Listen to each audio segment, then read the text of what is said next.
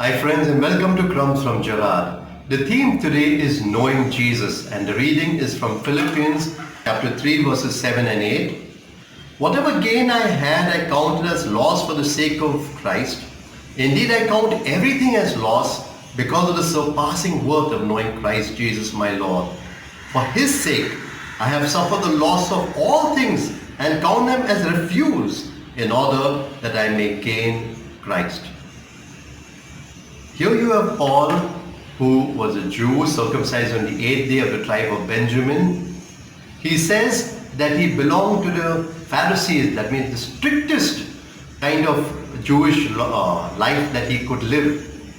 And zeal, he said, was a persecutor of the church. And he claims that he lived every one of the 613 laws that the Jews had to live.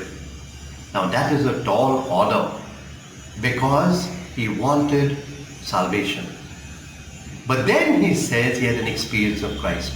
And he said all this that he gained, he considers as loss. When he says loss, he says he suffered the loss of all things. So some things were snatched away from him and there was tremendous pain, but he was ready to give it up. He's in prison right now and therefore there's a lot of suffering in prison, but he considers nothing for the experience he has had of Christ. The language he uses here of gain and loss is an accounting language. He speaks of gains on one side, the many things he had gained, and loss in singular. So all that he gained, he can put into one lump as a loss and means nothing at all. For what? For knowing Christ. He then uses a very strong word. He says, I consider it as mere refuse.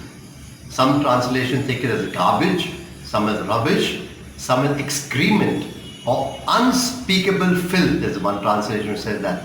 So in other words, nothing at all. For what? For knowing Jesus.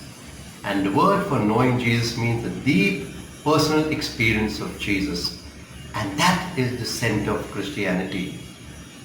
Having the experience of Jesus. If you have an experience of Jesus, an intimate relationship with Jesus, you have everything. Because then naturally you begin to live a life of love and share love. Naturally and automatically your life is transformed with no effort at all. I know a boy some years back who was a very good boy and he loved his family. But he had this powerful experience of Jesus. His family said they would disinherit him if he followed Jesus. But he was ready to give up everything because of that experience he had of Jesus. My friends, reflect on this passage and the importance of knowing Jesus, having this personal experience of Jesus.